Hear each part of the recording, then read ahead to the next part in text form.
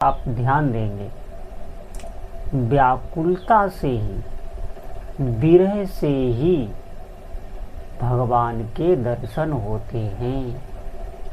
आप जिनकी भी उपासना कर रहे हैं, कोई भी नाम जप कर रहे हैं, जब तक आपके भीतर विरह नहीं उत्पन्न होगा, व्याकुलता प्रकट नहीं होगी। एक बात ध्यान दें, ये प्रकट होती है, ये साधना का फल है। ये आप विवेक से, ज्ञान से सोच करके और फिर अपने भीतर विरह प्रकट करना चाहें, व्याकुलता प्रकट करना चाहें तो असंभव है। ये साधना से स्वयं प्रकट होती है। तीव्र वैराग्य और तीव्र भजन से जल्दी व्याकुलता प्रकट होती है। एक बात ध्यान दें साधक,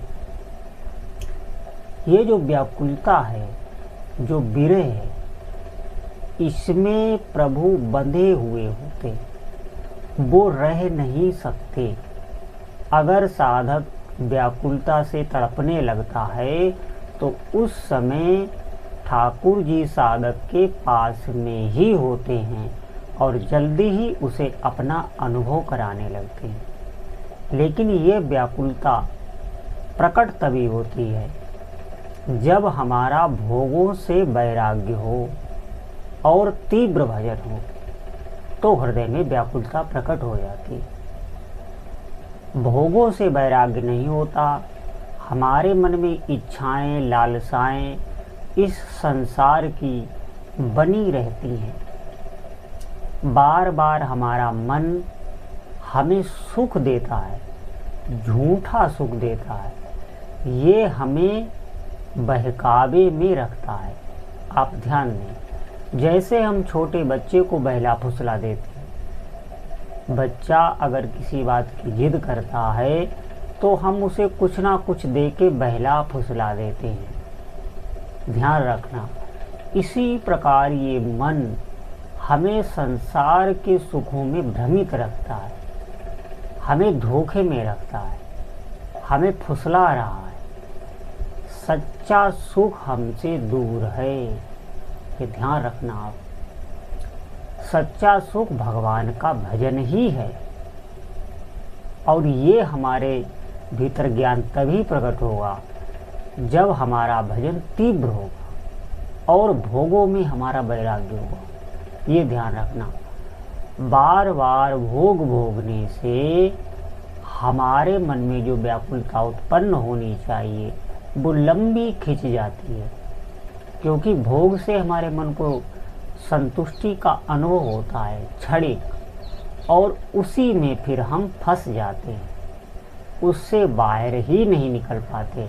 भजन भी चलता रहता है और भोग भी भोगते रहते हैं।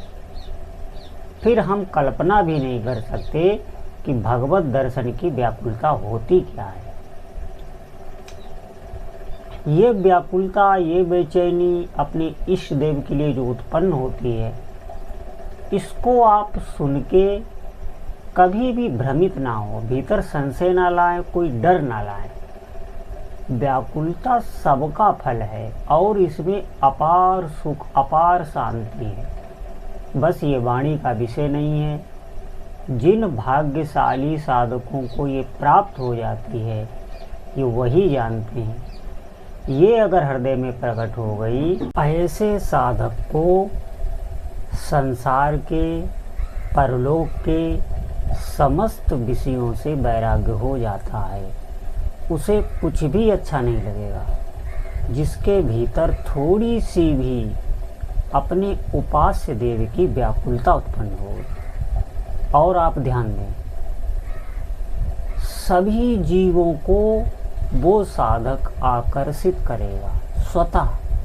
उसे देखने से आपको अच्छा लगेगा, उसके पास जाने से, इससे हमारी एक बार बात हो जाए, उसे छूने को आपका मन होगा, क्योंकि हृदय में भगवान का विरह व्याप्त है।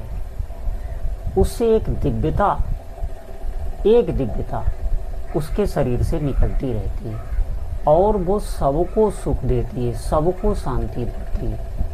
ऐसा अगर कोई साधक भाग्यशाली उस विरह को प्राप्त हो गया है तो आप समझें वो लाखों करोड़ों में कोई एक साधक होगा और वो सबके भीतर आ सकती है, लेकिन उसके लिए दृढ़ वैराग्य और तीव्र भजन। तीव्र भजन का मतलब है जैसे 2-4 माला कर लेना, थोड़ा नियम कर लेना, फिर संसार के उन्हीं विषयों में रमे रहना, तो तीव्र भजन नहीं होगा। तीव्र भजन के लिए आपको निश्चय करना होगा कि अब हमारे जीवन का लक्ष्य भगवत भजन ही है। किसी भी कार्य को करते हुए भी आपको भजन करना होगा, एकांत में भी बैठ के आपको भजन करना होगा। आपको अपना मन जो चिंतन है वो भजन पे ही टिका के अपनी जीवन शैली को चलाना होगा। फिर थोड़े समय में आप देखेंगे कि आपको भजन में स्वाद आने लगा, क्योंकि भजन में स्वाद तभी आता है जब हम थोड़ा सा भी भजन में एकाग्र होते हैं। जब तक हम भजन में एकाग्र नहीं होते में भजन का स्वाद नहीं आता। ध्यान रखें, जैसे हम भजन तो कर रहे हैं लेकिन हमारे भीतर चिंतन कुछ और ही चल रहा है, कुछ और ही माला हम गुन रहे हैं, भीतर से बाहर से माला चल रही है, तो आपको भजन में सुख जल्दी नहीं आवेगा, बहुत समय लगेगा।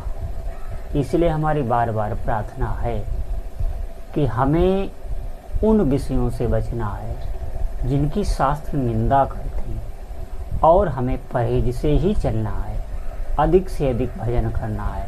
तो थोड़े ही समय में आप देखेंगे कि एक दिव्य उत्साह आपके भीतर प्रकट होगा, भजन करने का उत्साह। आपके भीतर ये सोच सोच के आनंद आता रहेगा कि अभी भजन करना है, एक भजन का उत्साह, संख्या बढ़ने का उत्साह, और भजन हो और भजन हो, ये भूख बढ़ जाएगी। ये उत्साह ही आपको व्याकुलता की तरफ ले जाएगा।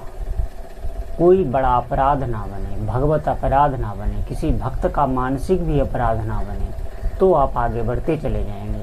नहीं तो साधक वहीं तक रुका रहता है कि भजन भी करता है, संसारिक इच्छाएं कामनाएं हैं, ये भोग लो, ये करवा लो, ये बनवा लो, ये सब सांसारिक पूर्ति में लगा रहता है, भगवान का भजन करता है, तो फिर कई जन्म लग सकते हैं। ये ध्यान रखना। अधिक से अधिक भगवान नाम जप करें, विषय भोगों से बचने का प्रयास करें, तो हम देखेंगे कि तीव्र व्याकुलता हमारे भीतर प्रकट हो गई।